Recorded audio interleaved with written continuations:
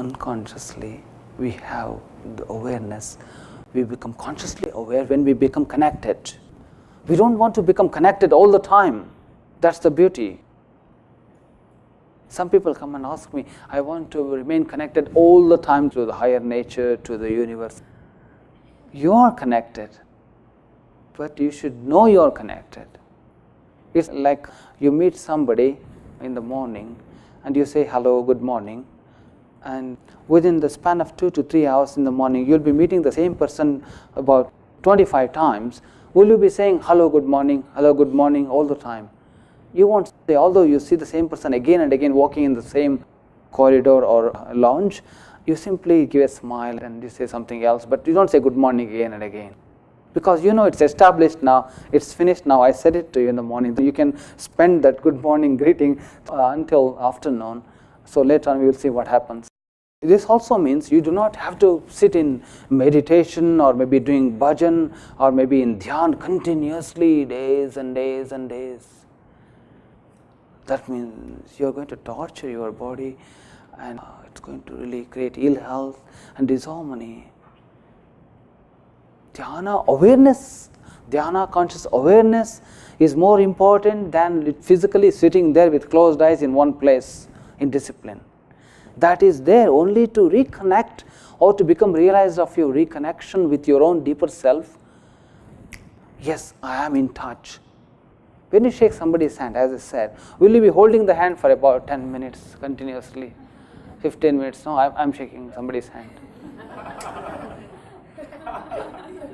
No, it's a procedure, it's culture, like 15 minutes at least continuously, you have to be there. And they can't even talk to each other. Imagine that would have been the system. And then somebody has to time it or somebody has to make this gong sound and then, okay, release now. No, just once you say, that's it. Although the person is spending time with you 4, 5 hours or 10 hours, you're not going to shake the hand every few minutes or maybe every hour. You don't do that. Before the person leaves, and okay, thank you, nice meeting you, and good luck to you, whatever you say. That means why you are not consistently shaking the hand of the person every minute or every hour? Why not?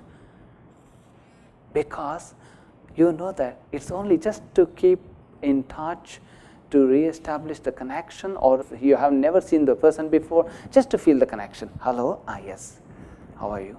That's fine. Then you have tuned in your energy with the energy consciousness of the other person, and thought-wise, yes, that means you have accepted, you have let the person come that close. That means you are not standing outside the striking distance, like Kung Fu and martial arts. They stand with a proper position and they avoid the striking distance. But here you have let the person come close. If you simply say namaste and little bit, if you bend your head, that means I have got so much trust in you.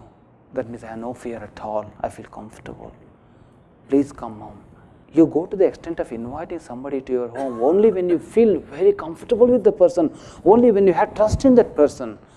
When you really are convinced, yes, this person is harmless, this person can come into my house, and there is some kind of tuning, and we can reflect each other, and it's going to be an addition on both sides. There is no loss at all.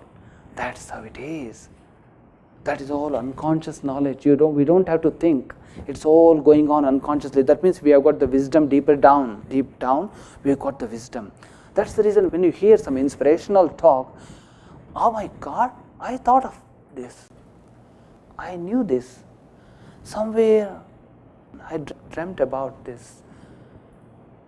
It's like as though somewhere I'm somewhere aware of this. Maybe somewhere it's echoing in my heart. Somewhere I heard of this.